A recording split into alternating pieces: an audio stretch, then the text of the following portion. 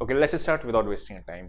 इस वीडियो में हम लोग देखेंगे क्या मार्केट यहाँ से 2-3 हज़ार पॉइंट बढ़ सकता है, 2-3 हज़ार पॉइंट गिर सकता है, वो चीज़ अपने को चेक करना है। ठीक है, बड़े ही इंटरेस्टिंग से फैक्ट है। लास्ट में अपनी ओपिनियन बताऊंगा कि मुझे ऐसा क्यों लगता है, उसके पीछे का रीज़न बताऊंगा, और आप बताना मुझे कि आपको क्या लगता है कि मार्केट यहाँ से गिरेगा या बढ़ेगा, क्या होगा। ठीक है, अगर मैं बात करता हूँ यहाँ से, तो अगर आप देखोगे तो अभी लास्ट रिसेंटली इसने तकरीबन 10% से ज़्यादा 10 to 12% का रैली दिया है, नॉन स्टॉप दिया है। ठीक है, नॉन स्टॉप क्यों? बिकॉज आपका कहीं पे भी इसने प्रीवियस स्विंग को काटा नहीं। ठीक, एक चीज़।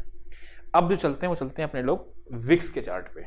ये आ गया अपना इंडिया विक्स का चार्ट। ठीक है, अब इंडिया विक्स का चार्ट इस टाइम पे चल रहा है 10। अब यहाँ से आपका थोड़ा सा इंपॉर्टेंट मज़ा आएगा। ये अगर मैं यहाँ पे इसको मार्क करता हूँ एग्जैक्टली, तो समवेयर अराउंड ये चल रहा है। ठीक है, ये आ गई आपकी विक्स। अगर आप ये प्रीवियसली देखोगे तो आपको ये इतना लो विक्स, यानी विक्स मतलब वॉलेटिलिटी होती है। ठीक है, मतलब मार्केट में वॉलेटिलिटी, ऊपर उतार चढ़ाव कितना हो सकता है, ये आपका विक्स बताती है, इंडिया विक्स निफ्टी का उतार चढ़ाव। ठीक है, ये आपका लास्ट टाइम कब बना था 10 पे, ये देखते हैं। समवेयर अराउंड इस जगह पे 10 के आसपास टच किया था। वो महीना था आपका जनवरी और फरवरी का 2020। ठीक है, ये अपने को महीना मिला था। मार्च के मंथ में अगर आपको निफ्टी पता होगा तो 46% करेक्ट हुआ था। अभी मुद्दा भी बताएंगे कि क्या यहाँ से गिरेगा या नहीं गिरेगा, वो भी अपने लोग चेक करेंगे। ठीक है, तो जो लोग क्रैश के फेवर में है वो कहेंगे कि लो विक्स बना है। अच्छा, एक चीज़ और है, चलो निफ्टी का चार्ट चलते हैं वापस से। ये जगह था। ठीक है, यहाँ पे भी आपका एक डबल बॉट टॉप का दिख रहा है, हमारी मार्केट का भी डबल टॉप दिख रहा है, और मार्केट ने काफ़ी समय तक कंसोलिडेट किया था। दिख रहा है ये आपको, 2-3 महीने इसने कंसोलिडेट किया था, और फिर मार्केट में एक क्रैश आया था। तो जो क्रैश के फेवर में है वो ये कहेंगे कि यहाँ पे अभी भी मार्केट कंसोलिडेट कर रहा है, एक महीने से तकरीबन कंसोलिडेट कर रहा है, और विक्स बिल्कुल लोएस्ट पॉइंट पे। ठीक है, उसके बाद अपना ये था, ये होता है क्रैश के फेवर में। चलो देखते हैं विक्स और कितना पहले आपका और लो था इतना। इससे पहले अगर हम जाते हैं, मैं इसको वीकली कन्वर्ट कर देता हूँ ताकि थोड़ा सा इजी हो जाएगा, जल्दी पहुंच जाएंगे अब। ठीक है,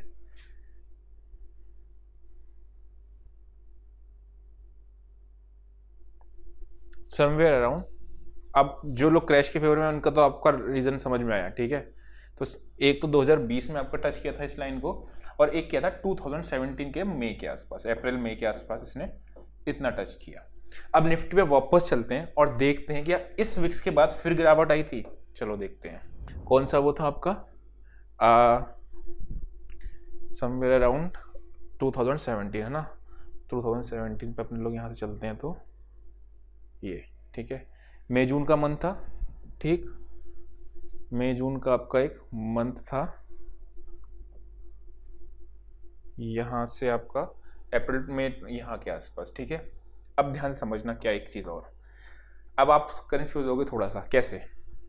यहाँ से सबसे पहले अगर आप देखोगे तो मैं अगर इसको एक ट्रेंड लाइन ड्रॉ करता हूँ, यहाँ से समवेयर अराउंड, ठीक है, यहाँ से लेके ये।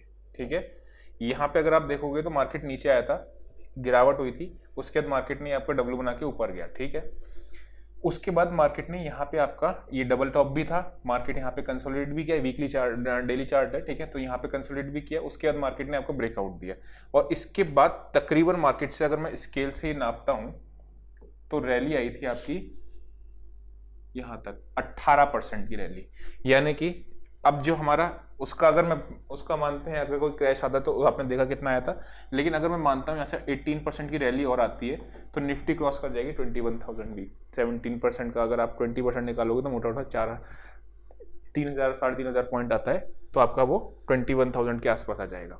ठीक है, अगर ये आपका ऊपर जाता है तो। अब आते हैं फंडामेंटल्स कुछ देखते हैं। ठीक है, यहाँ पे आपको ये दिख रहा है निफ्टी का अर्निंग्स, ईपीएस। ठीक है, ईपीएस क्या होता है आपका, earning per share. Earning per share मतलब क्या होता है, लेट्स से रिलायंस कंपनी है। ठीक है, रिलायंस ने टोटल पैसे कमाए 100 करोड़ रुपए एग्जाम्पल के लिए, और रिलायंस के पास 1 crore shares outstanding, number of shares company के पास 1 करोड़ है, तो आपका ईपीएस कैसे निकल आया, 100 का आ गया। ईपीएस 100 का होता है। अगर पीई लेट से चल रहा है 25 का, तो इसकी वैल्यू चल रही 2500 rupees share price. Share price क्या होता है, ईपीएस इंटू पीई रेशो, ठीक है। सेम चीज मार्केट में आपका निफ्टी का क्या होता है, निफ्टी में ऑल 50 कंपनीज को कंबाइंड कर दोगे, उसका कंबाइंड ईपीएस निकालोगे, पी से मल्टीप्लाई कर दोगे तो निफ्टी का भी प्राइस आ जाएगा। अगर मैं यहाँ पे देखता हूँ, आपको क्या दिख रहा है, ये वाली लाइन है आपकी इसकी निफ्टी की, और ये लाइन है आपकी ईपीएस की, ठीक है।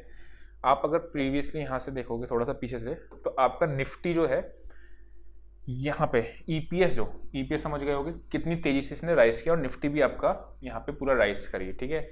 एक बात हमेशा याद रखना, कभी भी किसी भी कंपनी का अगर अर्निंग्स बढ़ेंगी ना, अर्निंग्स ग्रोथ आ रही है तो कोई ऑपरेटर भी लंबे समय तक स्टॉक को नीचे रख ही नहीं सकता है। इसका मतलब अगर अर्निंग्स हमारी ग्रो कर रही है, अभी राइट नाउ हमारी अर्निंग्स कितनी चल रही है, समवेयर अराउंड 858, ठीक है। यानी हमारा ईपीएस निफ्टी का जो चल रहा है वो चल रहा है 858 के आसपास। ये यहाँ पे आपका था 350 के आसपास था। यहाँ पे ये जो है ना आपका इस मंथ में आपका कंसोलिडेटेड बेसिस पे हुआ था, तो वो एडजस्टमेंट था। कंसोलिडेटेड मतलब अर्निंग्स क्या होता है, ईपीएस कैसे निकलता है, टोटल प्रॉफिट जो कमाती है कंपनीज, ठीक है, उसको डिवाइड कर दोगे आप नंबर ऑफ शेयर से, है ना। तो जो आपका इन्होंने क्या किया था, यहाँ पे जो आपको जंप दिख रहा है, ये जो प्रॉफिट था पहले स्टैंड अलोन बेसिस पे आता था। मतलब अगर रिलायंस कंपनी है तो रिलायंस कंपनी अकेले की अर्निंग्स निकालोगे, उसके बाद आप इसमें ईपीएस कैलकुलेट करोगे प्रॉफिट को कैलकुलेट करते वक्त। लेकिन उन्होंने कहा रूल चेंज करके क्या किया उन्होंने कि प्रॉफिट आप सिर्फ अपने रिलायंस, सिर्फ अपनी कंपनी नहीं, कंसोलिडेटेड बेसिस, मतलब रिलायंस का नेटवर्क 18 कंपनी है, रिलायंस की बहुत सारी मीडिया की कंपनीज हैं, उन सब का भी प्रॉफिट मिला दो। तो क्या हुआ, एक जंप आ गया, ईपीएस में प्रॉफिट में जंप आया, ईपीएस में जंप आया, तो ऑब्वियसली आपका यहाँ पे जंप दिख रहा है। तो इसको अभी हम इग्नोर भी कर देंगे। आई थिंक 70-80 पॉइंट्स का ईपीएस का वो आया था उसमें।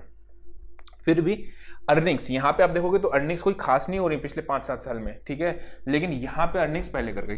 लेकिन अब आप समझना ध्यान से कि स्टॉक मार्केट ना आगे को कैसे प्रिडिक्ट करता है, ध्यान समझना। यहाँ अर्निंग्स आपकी गिर रही हैं, लेकिन यहाँ आपका स्टॉक मार्केट, ये तो आपका निफ्टी का प्राइस है ना, फिर से देखो ये आपका अर्निंग्स गिर रहा है, ये आपका निफ्टी का प्राइस बढ़ रहा है। इसका मतलब निफ्टी यानी मार्केट हमेशा डिस्काउंट कर लेता है आने वाले टाइम को पहले से ही। आप देख रहे हो मार्केट ऑलरेडी बढ़ गई, यहाँ ईपीएस बढ़ा बाद में, लेकिन मार्केट आपकी बढ़ गई। इस टाइम पे क्या होगा, आपका पीई रेशो बढ़ रहा होगा, this is called PE expansion, ठीक है। पीई एक्सपेंशन को आप कुछ इस तरीके समझो, लेट से आपका एक घर है, ठीक है, उस घर में आपका रेंट आता है लेट से 15,000 रुपए का, फॉर एग्जाम्पल लेते हैं 15,000 रुपीज का आपके पास रेंट आता है। अब आपके घर की वैल्यू में क्या होने वाला है, ये खबर आ गई कि घर के पास आपका मेट्रो स्टेशन बन रहा है, तो होगा क्या, आपके घर की वैल्यू आने वाले टाइम में बढ़ जाएगी। उससे क्या होगा, अभी से ही आप रेंट इंक्रीज कर सकते हो, या फिर घर की वैल्यू आपकी अभी से बढ़नी चालू हो जाएगी पहले से ही। सेम चीज ये भी होता है कि आपका मार्केट में अगर अर्निंग्स आने वाले टाइम में बढ़ने वाली होती हैं तो पी एक्सपेंशन, ईपीएस तो आपका देखो शेयर प्राइस कैसे निकला, ईपीएस आपका था 100 और आपका पीई रेशियो था 25, ठीक है, ये आपका पीई है और ये आपका ईपीएस है, ठीक। तो ईपीएस 20, मार्केट प्राइस आपका 2500 आ गया। अब हुआ क्या, ईपीएस तो सेम ही रहा, 100 ही रहा, लेकिन मार्केट ये भाप लिया कि ये आपका आने वाले टाइम में मार्केट बढ़ेगा। तो अगर मैं पीई रेशियो को 35 कर दूंगा तो शेयर का प्राइस 3500 हो जाएगा, correct. This is called PE expansion. जब पीई एक्सपेंशन होता है, अगर मल्टी बैगर स्टॉक्स कैसे होते हैं, मैंने आपको फिर बताया मल्टी बैगर स्टॉक्स की डेफिनेशन क्या होती है कि ईपीएस की मल्टीप्लाई आप क्या करो, ईपीएस भी अगर ग्रो हो रहा है, मतलब ये आपका 120 हो रहा है और ये भी आपका पी भी आपका एक्सपेंड हो रहा है, तो आपका मल्टी बैगर शेयर बन जाता है। सेम चीज होता है। एनीवेज वापस आते हैं निफ्टी पे। तो हमने इसमें क्या क्या चीजें सीख ली, ईपीएस का कॉन्सेप्ट समझ लिया, पीई का कॉन्सेप्ट भी समझ लिया इसी बहाने, और हमने इस बहाने क्या समझ लिया, पीई एक्सपेंशन का कॉन्सेप्ट भी समझ लिया, वो चीज हो गई। अब आते हैं वापस से यहीं पे ही अपना, इसमें हुआ क्या है देखो ध्यान समझना। अब मार्केट यहाँ पे कर रही है कंसोलिडेट, क्योंकि ईपीएस अभी आपका ये है। अगर आपको ऐसा लगता है कि आने वाले टाइम में इंडिया का अर्निंग्स और ग्रो करेंगी, मतलब जो आपकी कंपनी है, मेजर कंपनी, उसकी अर्निंग्स ग्रो होंगी, तो समझ लो ये मार्केट और ऊपर जाएगा, ठीक है। अभी राइट नाउ हमारा कितना 858 के आसपास चल रहा है, ठीक। अगर ये 850 से आपका 1200 को जाने की तरफ जाता है तो ऑब्वियस सी बात है निफ्टी आपका और बढ़ेगी, करेक्ट। पी रेशो अगर आपका कांस्टेंट भी रहता है, यहां से आपका पी भी आता है, देखो पी अभी निफ्टी का कितना चल रहा है, ये चल रहा है आपका पी रेशो समवेयर अराउंड चल रहा है आपका 22 के आसपास, ठीक है। इंडिया का पी रेशो अभी चल रहा है 22, हाईएस्ट पी कितना है 40 के आसपास, लोएस्ट पी कितना है आपका अराउंड 18 के आसपास। तो अगर 22 का ईपीएस पीई रेशो बढ़ के आपका 26 भी हो जाता है तो आपकी निफ्टी तो भाग गई ना, करेक्ट। अगर पीई एक्सपेंशन होता है, पीई एक्सपेंशन हमेशा तभी होता है जब मार्केट को लगता है कि आने वाले टाइम में अर्निंग्स ग्रो कर रही हैं।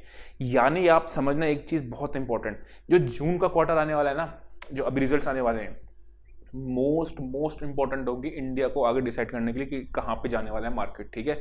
अगर वो क्वार्टर के रिजल्ट अच्छे आने चालू हो गए तो I will not be surprise कि निफ्टी अभी इसी साल ही आपका 20,000-21,000 इसी साल ही हो जाए, ठीक है। तो वो चीज़ है, तो आपको वो ध्यान रखना है। मुझे पर्सनली अब मैं अपनी ओपिनियन दूंगा तो मुझे नहीं लगता कि क्रैश आएगा, क्रैश का कोई रीज़न नहीं है, ठीक है ना। हो सकता है मार्केट यहाँ से एक रनअप दिखाए, जो हम लोगों ने 2017 वाला फेज देखा था ना, 2 फेज देखी ना मैं कंपेयर करने का विक्स से, 2020 का फेज और 2017 का। रीजन क्या है, आपका ग्लोबल मार्केट भी अच्छा ही परफॉर्म कर रहा है अभी राइट नाउ, ऐसा कहीं पे भी कोई चीज़ नहीं दिख रहा है। दूसरा मेरा रीजन क्यों है, एक रीजन तो ये हो गया आपका अर्निंग्स ग्रोथ का, दूसरा रीजन मेरा ये है कि एफआईआईज ने ऑलरेडी पैसा पहले निकाल चुके हैं। मतलब अगर 2,000-2.5 लाख करोड़ रुपये पिछले 2 सालों में निकाला है, अगर एफआईआईज ने वापस से, क्योंकि वहाँ पे रेट पॉज होंगे, रेट कट होने वाले, रेट इंक्रीज तो बहुत ही मुश्किल है कि यूएस में रेट इंक्रीज होंगे, तो एफआईआईज अगर पैसा डालते हैं, लिक्विडिटी की टंकी खोल देते हैं, तो मार्केट में पैसा, यहाँ पे क्या हुआ था, इस जगह पे क्या हुआ था, एफआईआईज ने आपका आई थिंक 1.5 लाख करोड़ 1 लाख कुछ बहुत ज्यादा अमाउंट इन्वेस्ट किया था नवंबर 2020 में। अगर आपको याद होगा एक ड्रीम रन आया था, वो तो ऐसा था, मतलब नवंबर 2020 का मंथ ऐसा था, मंथ था, आप कुछ मत करो, सुबह जाओ, निफ्टी आंख खुलेगी, निफ्टी जाके खरीद लो, जो भाव में मिले उस पर खरीद लो, निफ्टी अगले दिन ऊपर ही होने वाली है। तो आप वो अगर वो फेस देखोगे तो बहुत तगड़ा था। तो अगर वो आएगा तो ऑब्वियस सी बात है फिर तो आपका होने वाला है। तो रीजन मेरे को बायसनेस बुलिश साइड ही है, क्रैश का कोई रीजन होता नहीं है, ठीक है। क्या होगा क्या नहीं होगा पता नहीं, तो अभी देखते हैं मार्केट क्या होता है। आप मेरे को अपनी ओपिनियन बताना कि आपको क्या लगता है कि मार्केट यहाँ से गिरेगा, कि 2020 वाला विक्स का फेज आएगा या फिर ये वाला आपका ये वाला फेज आएगा 17 वाला। तो अभी के लिए इतना ही, see you next session, till then bye bye.